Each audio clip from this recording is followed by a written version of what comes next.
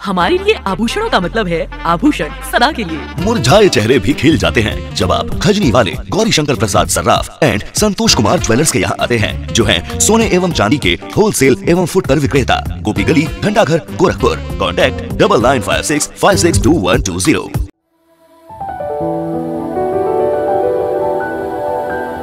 नमस्कार, आप इस समय देख रहे हैं लाउड स्पीकर 90 FM और सुन भी रहे हैं लाउड स्पीकर 90 FM। आज हमारे स्टूडियो में उपस्थित हैं डॉक्टर विभा प्रकाश जी, जो लखनऊ के Aryavrat institute of higher education में असिस्टेंट प्रोफेसर हैं और राष्ट्रीय ख्याति प्राप्त वरिष्ठ कवित्री भी हैं। मैम, आपका हमारे स्टूडियो में बहुत बहुत स्वागत है। और आपका बचपन कैसे आ रहा है, इसके बारे में मेरा बचपन बहुत अच्छा रहा है। मैं एक संभ्रांत और शिक्षित परिवार से हूँ। मैं बहुत, मेरे दादाजी भी साहित्यकार बहुत बड़े थे और मेरे पिताजी भी, और ये तो मुझे विरासत में मिली है। और मैं बहुत ही छोटी ही उम्र से मैं छोटी छोटी कविताएं लिखती रही और मेरे पिताजी उसको कलेक्ट करते रहे और वही आदत थी। मैंने जब सबसे पहले ऑल इंडिया रेडियो गोरखपुर में मैंने अपनी कविता सुनाई थी, तो उस समय मैं 10th में थी, तो मुझे 21 रुपीज़ का चेक मिला था। और मैं तभी से लगातार इस जर्नी में हूँ और थोड़ा बीच में व्यवधान आना और बाकी सबके साथ, लेकिन मेरी रचना का कार्यक्रम हमेशा ही चलता रहा है, कुछ न कुछ लिखने में। यूँ कहूँ कि ये मुझे विरासत में मिली है, मेरे रक्त में है, तो ये अतिशयोक्त नहीं होगा। तो बचपन के बाद जो दूसरा पड़ाव था आपका एजुकेशन, उसके बारे में भी थोड़ा। हाँ, एजुकेशन में मेरे पूरे परिवार में कोई लड़की साइंस से नहीं पढ़ी थी, तो मेरे पिताजी की बहुत ही उत्कट इच्छा थी कि मैं बड़ी बिटिया मैं साइंस से पढ़ूं। तो मैंने पढ़ा भी साइंस से। मैंने साइंस से BSc किया, केमिस्ट्री में MSc की, और केमिस्ट्री में मैंने रिसर्च भी किया, रिसर्च पेपर्स भी पब्लिश हैं यहीं गोरखपुर विश्वविद्यालय से। तो अच्छा रहा। उसके बाद मैंने B.Ed किया, M.Ed किया, UGC नेट क्वालिफाई किया, और आज मैं जो कुछ भी हूँ आपके सामने हूँ। इसके बाद अब तो मेरे पास समय मिलता है, मैंने अपना बाकी सारा जो भी समय होता है अध्यापन के बाद मैं साहित्य को देती हूँ, विभिन्न मंचों पर जाती हूँ, ऑनलाइन ऑफलाइन, और बहुत ही अच्छा लगता है मुझे। और मैं तो ईश्वर से यही प्रार्थना करती हूँ कि ईश्वर मेरा हर एक पल मेरा साहित्य को समर्पित हो, देश को, राष्ट्र को, नौजवानों को समर्पित हो, और मैं अंतिम सांस तक साहित्य की सेवा और देश की सेवा ऐसे ही करती हूँ। मैम, आप केमिस्ट्री के स्टूडेंट हैं और फिर साहित्य में, दोनों एक दूसरे के बहुत अपोजिट हो जाते हैं। जी, की बात समझ रही हूँ। केमिस्ट्री के जो स्टूडेंट होते हैं वो ऑलरेडी प्रैक्टिकल होता है, उसमें रिएक्शन पढ़ते हैं। आप साहित्य में कैसे रिएक्शन साहित्य में एक्चुअली ये चीज़ तो मेरे ब्लड में थी ना, बचपन से ही थी।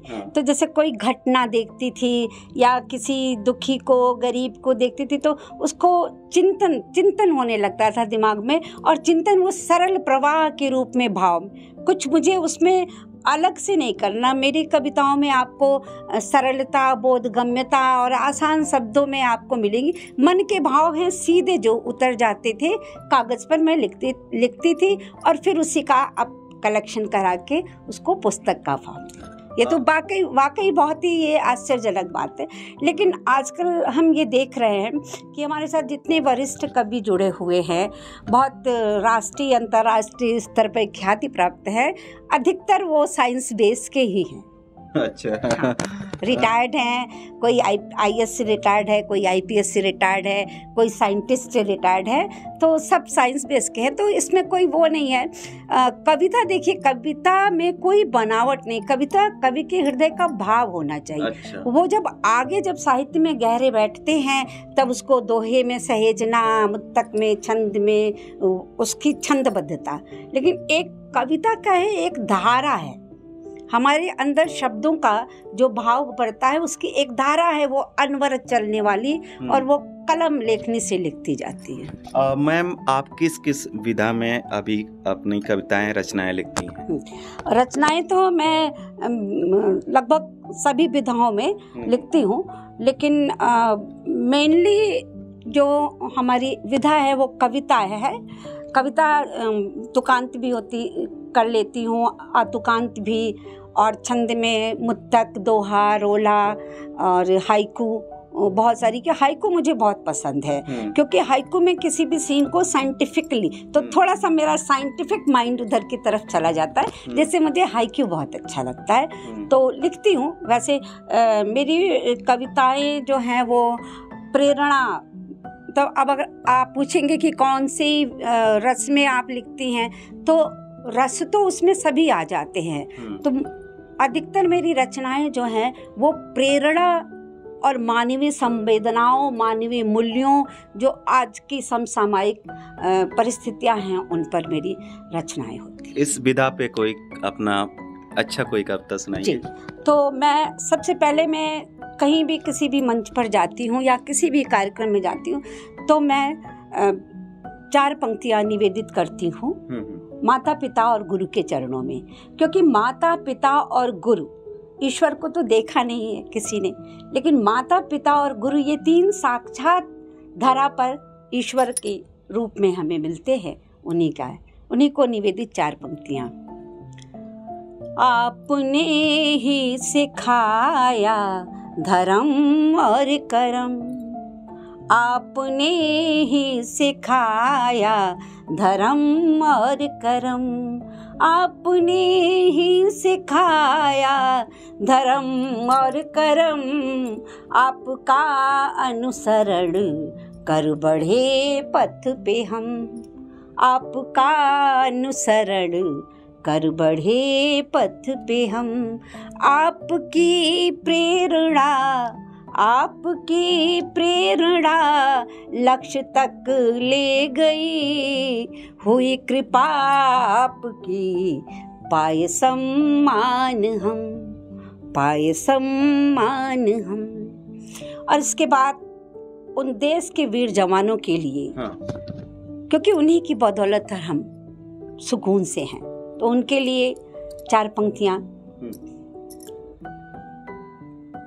कई जाबाज ऐसे हैं, कई जाबाज ऐसे हैं, वतन को नाज है जिन पर, कई जाबाज ऐसे हैं, वतन को नाज है जिन पर, हिफाजत देश की करते कलेजा हाथ पर रखकर, हिफाजत देश की करते कलेजा हाथ पे रखकर, उन्हीं के दम पे रहते हैं, उन्हीं के दम पे रहते हैं, सुकून से अपने घरों में हम, जिन्होंने देश को रखा सदा हर फर्ज से ऊपर, सदा हर फर्ज से ऊपर। और आजकल जो हम यूं कहें कि कुछ संस्कारों का हनन हो रहा है, तो कहीं ना कहीं मैं उसमें पीछे जिम्मेदार हम अपने आप को भी मानते हैं, यानी अभिभावक, माता पिता, उनको भी मानते हैं।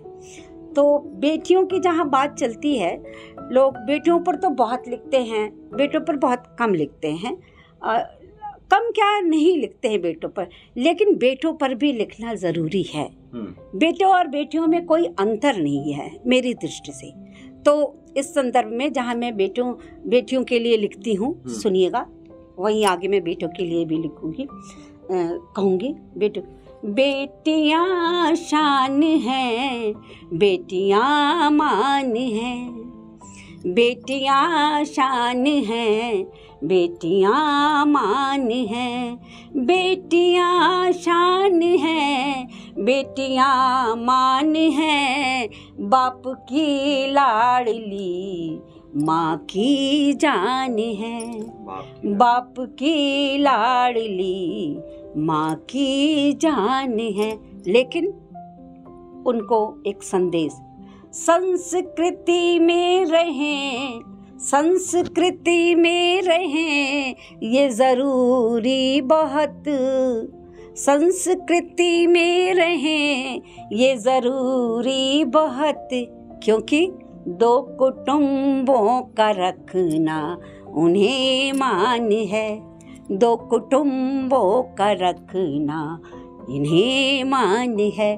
और बेटों के लिए, ईश्वर ने जीवन की बगिया में 2 फूल खिलाए, ईश्वर ने जीवन की बगिया में 2 फूल खिलाए। फर्क इतना कि दोनों अलग नाम से जाने जाए। क्या? एक बेटा तो एक बेटी कहलाए, एक बेटा तो एक बेटी कहलाए। एक दिल है तो दूसरा धड़कन, एक दिल है तो दूसरा धड़कन।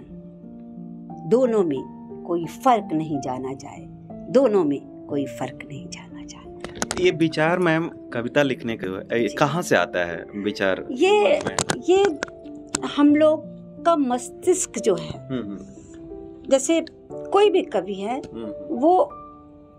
वो मूक बना बैठा रहता है, कहीं जा रहा है, सफर में है, घर में, किसी भी जगह जा रहा है, तो उसकी नजर जिधर पड़ती है वो कहीं ना कहीं से खोज लेता है। अच्छा। कहीं ना कहीं से इसी में, प्रतिदिन के घटनाओं में, प्रतिदिन के आवागमन में ही कहीं ना कोई पॉइंट मिल जाता है, कोई ना कोई बिंदु मिल जाता है जिस पर कलम चल देती है। तो कोई अगर लड़का है या कोई भी हमारे व्यूअर या लिसनर सुन रहे हैं, हाँ। तो अभी वो पोएट में आना चाहें, हाँ। राइटर बनना चाहें, हाँ। तो आप उन्हें क्या सजेशन देंगे, कैसे हो? सबसे पहले तो हम उन्हें ये देंगे कि वो जो बड़े बड़े कवि हैं उनके किताबों को पढ़ें, उनकी किताबों को पढ़ें और वो उसमें किस चीज पर लिखा गया है पहले उस चीज को, जैसे कोई भी है, अगर मान लीजिए प्रकृति पर लिखना है किसी को, तो अपने मस्तिष्क में प्रकृति को लाएं और देखें किसी अच्छे कवि की, जय रामधारी सिंह दिनकर हैं और नीरज हैं, और आज वर्तमान में भी बहुत सारे कवि हैं कि उन्होंने प्रकृति को किस तरह से देखा है। सकारात्मक दृष्टि से देखिए, और नकारात्मक दृष्टि से अगर देखते भी हैं तो बाद में आपको सकारात्मकता लाना है, तो उस चीज को अपने दिमाग में बैठाएं और पहले उस के विषय में आपको कहाँ तक आपको सीमा ले जानी है, कितनी बड़ी कविता लिखनी है, तुकांत लिखनी है, अतुकांत लिखनी है, दोहा लिखना है, रोला लिखना है, मुत्तक लिखना है, गजल लिखना है, गीत लिखना है। उस विधा को पढ़िए कि उस विधा में आपके शब्दों का संयोजन कैसे होगा, यति गति लय ताल छंद कैसे उसको होगा, आप उसको गेयता में लाएंगे, अगेयता में लाएंगे, तो ये सारी चीजों का अध्ययन करना पड़ेगा। अच्छा। वैसे कोई चाहकर अगर कवि बनना चाहता है तो उसको कोई ना कोई किसी न किसी गुरु के नजदीक जाना पड़ेगा। अच्छा। आज के जो विरासत में मिली है तो उसकी तो कोई बात तो आपको मिली हुई है, मेरा निकलती है, बहुतों को मिली फूटकर। अगर देखा जाए कोई युवा है, अगर अपना इसी में कैरियर बनाना चाहता है, जॉब की तरह से इसको लेना चाहता है अपने, तो इसमें कैसे हो आ सकता है?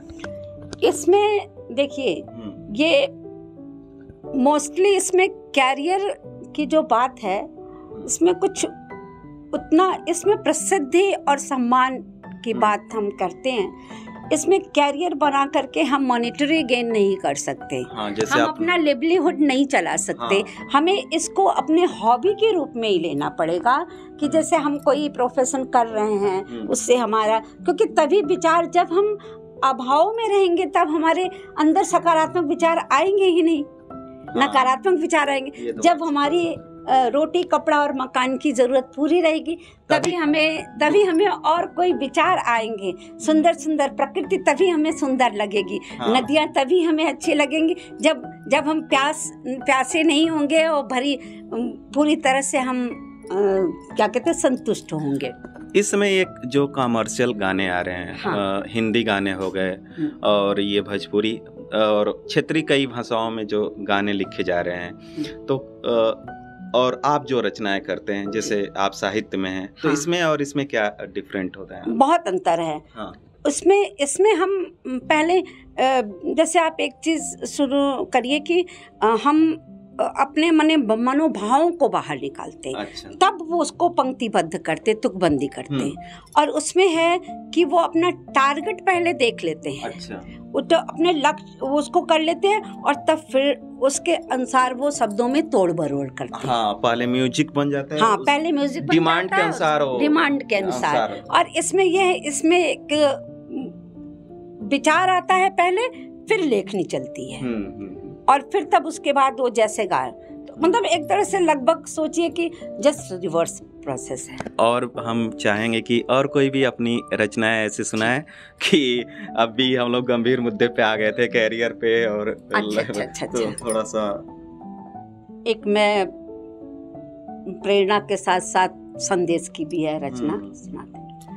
मुस्कुराते रहें, गुनगुनाते रहें, मुस्कुराते रहें, गुनगुनाते रहें, मुस्कुराते रहें, गुनगुनाते रहें, सबके होठों पे मुस्कान लाते रहें, सबके होठों पे मुस्कान लाते रहें। और आगे पंक्तियां हैं। ये तो तय है मिलेगी खुशी आपको, ये तो तय है मिलेगी खुशी आपको, गम में डूबे को राहत दिलाते रहें, गम में डूबे को राहत दिलाते रहें, मुस्कुराते रहें, गुनगुनाते रहें। प्रेम देंगे अगर प्रेम पाएंगे भी, प्रेम देंगे अगर प्रेम पाएंगे भी। क्रिया प्रतिक्रिया, एक्शन रिएक्शन, गिव टेक का मामला। प्रेम देंगे अगर प्रेम पाएंगे भी, प्रेम का दीप दिल में जलाते रहें, प्रेम का दीप दिल में जलाते रहें, मुस्कुराते रहें, गुनगुनाते रहें। और अगली पंक्तियां हैं। जैसे को तैसा मिलता है ये सत्य है, हमने कहावत सुनी ही होगी, टिट फॉर टैट, जैसे को तैसा, जैसे को तैसा मिलता है ये सत्य है, फिर भला खुद करें और कराते रहे, फिर भला खुद करें और कराते रहे। और अंतिम पंक्तियां हैं।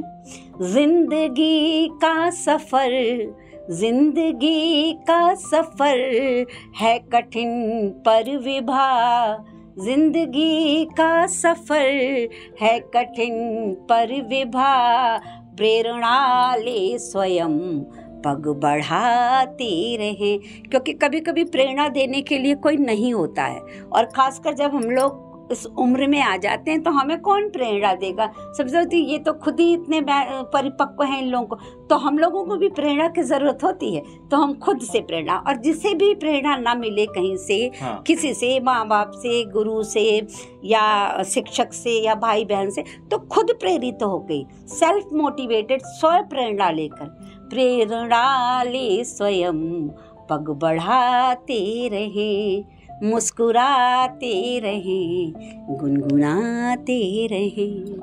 बहुत बहुत धन्यवाद मैम।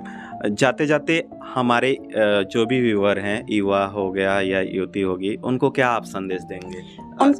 उनको यही संदेश मैं देना चाहती हूँ, क्योंकि आजकल की एक बड़ी विडंबना हो गई है।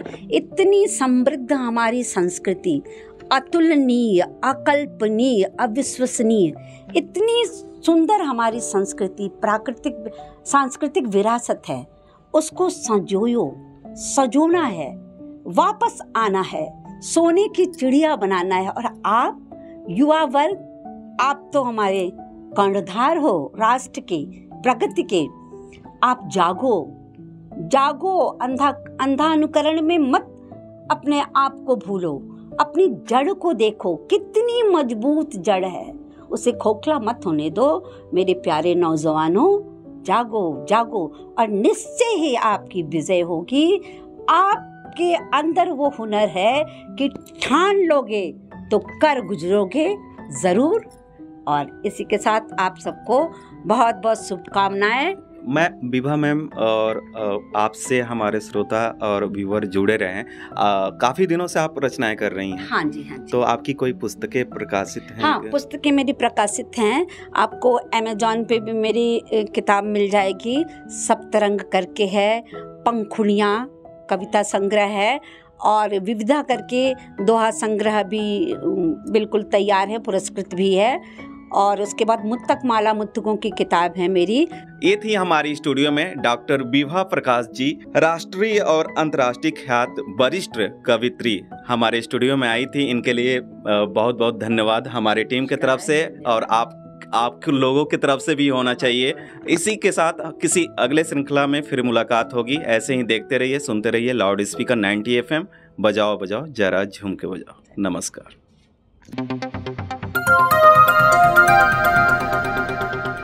बजाओ जरा झूम के बजाओ, बजाओ बजाओ जरा झूम के बजाओ।